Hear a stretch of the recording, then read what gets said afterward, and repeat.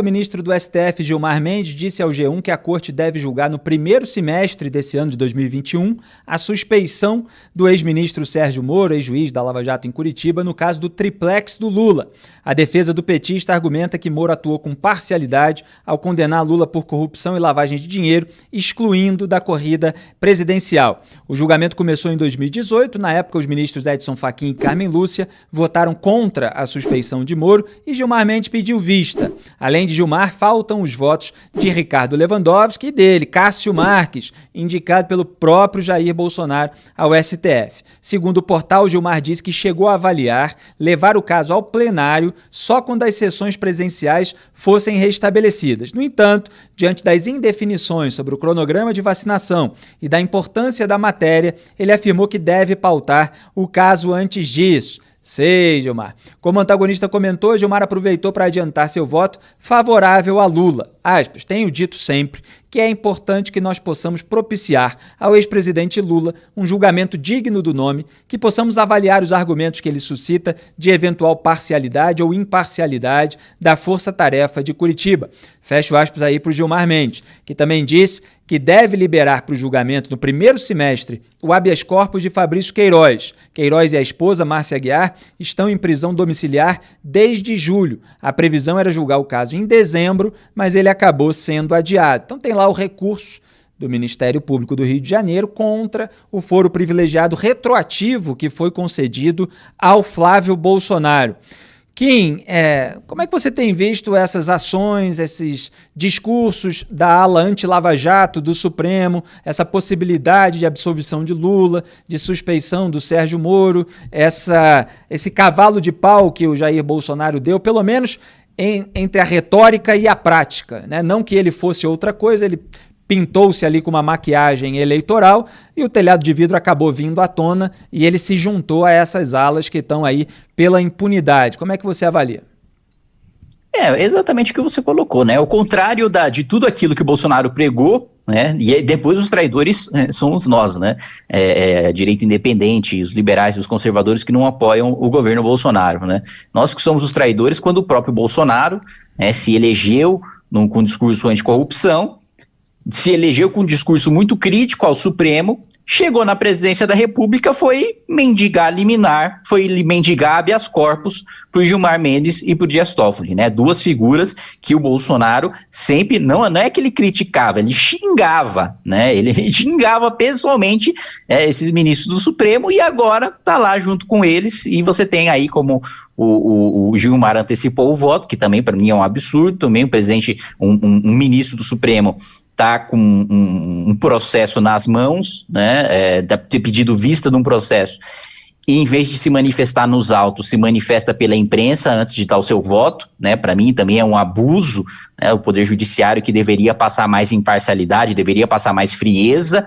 Você tem ministro do Supremo que adora ficar dando entrevista por aí, que coisa que para mim não deveria fazer. Ministro é juiz, juiz se manifesta nos autos, né, não fica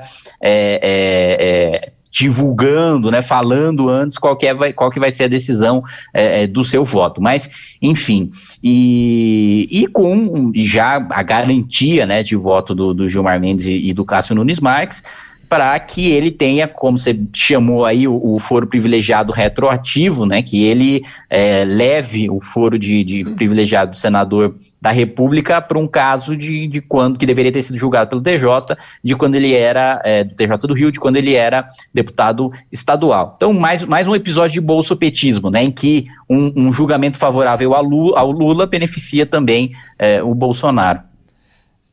Kim, só para concluir, eu não sei se o senhor não está querendo falar a respeito disso, porque eu citei várias vezes essas acusações que o senhor tem feito de corrupção, de quadrilheiro. Isso tem a ver com esses casos da rachadinha, com os 89 mil reais? O senhor pode antecipar ou o senhor quer deixar para resolver no tribunal?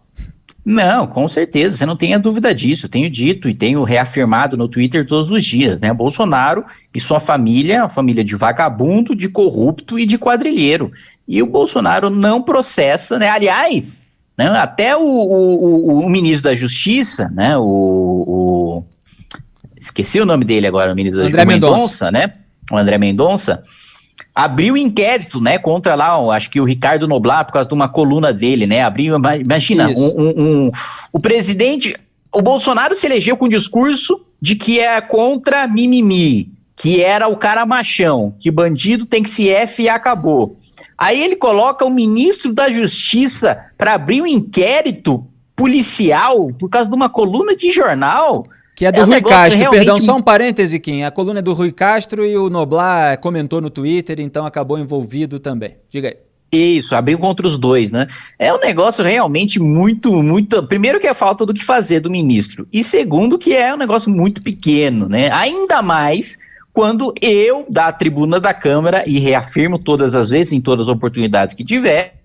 digo com todas as letras, né, e existe um tipo penal específico, né, que é a injúria cometida contra o presidente da República, que é diferente da injúria cometida contra nós mortais comuns. Bolsonaro é corrupto, vagabundo e quadrilheiro, e isso tem tudo a ver com a rachadinha, isso tem tudo a ver com um cheque de 89 mil reais para Michele Bolsonaro, que o Bolsonaro não respondeu até agora, né, que desses 89 mil reais, de onde é que surgiram, para onde é que foram. Todo mundo sabe que o esquema de rachadinha do Flávio Bolsonaro é uma franquia familiar. Bolsonaro, dentro do próprio gabinete, o gabinete dos filhos, sempre indicou todo mundo. É ele que mandava nos gabinetes de todos os filhos, todo mundo sabe disso. Queiroz é amigo de infância do Bolsonaro, não do Flávio. A indicação do Bolsonaro, não do Flávio. Quando o Flávio foi disputar a eleição municipal, acho que foi em 2016... Bolsonaro chegou na cara do Flávio e falou: sua carreira política depende de mim, sem mim você não é nada. Né? Numa live aberta, numa dessas lives presidenciais que ele fez ali com o Eduardo Bolsonaro, ele falou: Eduardo, quantos votos você teve? Aí Eduardo falou: 2 milhões e tanto. Aí ele falou: errado, você só teve 1, todo o resto foi voto meu. Essa postura do Bolsonaro ser dono dos mandatos dos filhos, todo mundo já sabe, o esquema de rachadinha é de Jair Bolsonaro, não é só do Flávio. O Flávio é o laranja do Bolsonaro. O Flávio, o Eduardo e os outros filhos é um esquema, é uma quadrilha familiar, e ele não tem coragem de me processar, nem de mandar o ministro da Justiça me processar, porque ele sabe que é verdade, que se ele for pro tribunal contra mim, ele vai tomar pau. Não tem coragem. Eu desafio, já desafiei várias vezes, continuo desafiando, não me canso de desafiar. Bolsonaro é corrupto, vagabundo e quadrilheiro. E se for para provar o contrário, venha e me processe, que aí você vai levar uma gorda indenização, porque inclusive o que eu estou fazendo já caracteriza assédio, porque eu já estou falando repetidas vezes, não é só uma vez. Você vai lá, me deixa leva até minhas cuecas, me deixa até sem casa, do tanto que eu tenho falado isso. Agora, não vai processar, porque sabe que vai perder. E se perder, eu vou cobrar meus honorários de sucumbência e vai ter que pagar muito bem meus advogados com o valor da causa. Esse questionamento das investigações das rachadinhas no Supremo, tudo isso poderia ser resolvido se o Congresso aprovasse, né, a PEC que acaba com o foro privilegiado. A PEC passou pelo Senado, tá na Câmara, sei de cabeça, mais de 3 anos, enfim. Nesse cenário, Baleia Rossi, Arthur Lira, né, que são 2 deputados que não se posicionam com relação a pautas anticorrupção, você acha que existe algum clima para o Congresso se debruçar sobre isso, sobre o fim do foro privilegiado?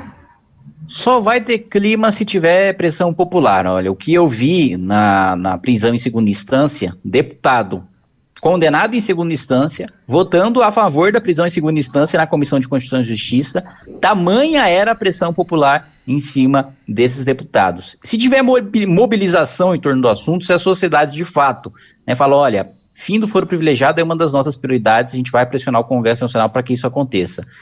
É pautado, não tem quem segure. Agora, precisa ter mobilização em torno do assunto, precisa ter mobilização em torno do tema e precisa engajar. Né? Muitas vezes as pessoas cobram, mas por que o MBL então não faz uma manifestação a favor? O MBL não tem um botão mágico que ele aperta e aparece 1 milhão de pessoas na Paulista. O MBL é um movimento formado por pessoas comuns, diferente de uma UNE, de uma CUT, que tem uma militância paga, que vive daquilo. O MBL mobiliza pessoas que não vivem de política, pessoas que trabalham no seu dia a dia, que são pessoas comuns e vão para manifestações políticas.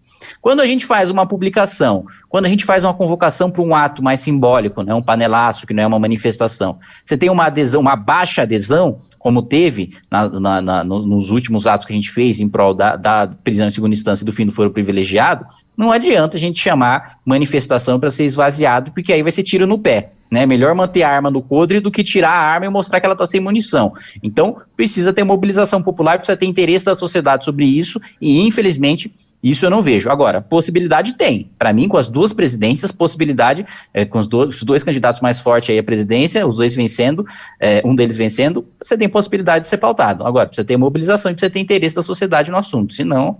Só peço que o senhor conclua em uma frase sobre o seu futuro eleitoral. O que esperar de Kim Kataguiri 2022, 2024, 2026? Tende a continuar na Câmara, quer passar para outro lado, não quer falar ainda? Diga aí para encerrar. Não, na verdade eu sequer tenho idade para ir para qualquer lugar, viu, Felipe? É verdade.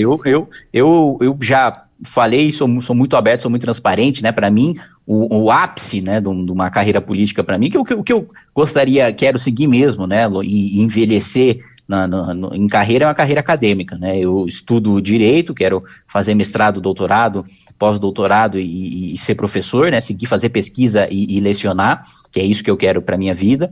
Agora, da parte política, para mim, o ápice da minha carreira política, né, o que seria meu sonho político, digamos assim, seria ser presidente da Câmara dos Deputados, que para mim pauta mais o debate do que o presidente do Senado e tem a possibilidade de fazer mudanças no longo prazo, na Constituição, na estrutura do funcionamento do Estado brasileiro, mais até do que o presidente da República, que precisa se preocupar principalmente com o orçamento, que são as despesas do dia a dia. Acho que o presidente da Câmara tem um poder de mudar a estrutura do país, independentemente do governo que assuma o cargo, mais do que qualquer outra posição, né? Então, para 2022, pretendo sim disputar a reeleição, até tomo cuidado na hora de falar, porque já em 2000 eu pago hoje, boleto até hoje, de condenação na Justiça Eleitoral de 2019, de entrevistas desse tipo, em que perguntavam, vai ser candidato, né? Eu falava, vou ser candidato, e aí a Justiça entende que eu preciso falar que eu penso em ser pré-candidato, né? Então, atenção, Ministério Público Eleitoral, não estou dizendo que eu vou ser candidato, eu estou dizendo que, eventualmente, eu cogito, numa hipótese do pleito de 2022, eu estando filiado no partido político em pleno gozo dos meus direitos políticos, eventualmente ter uma pré-candidatura à Câmara dos Deputados.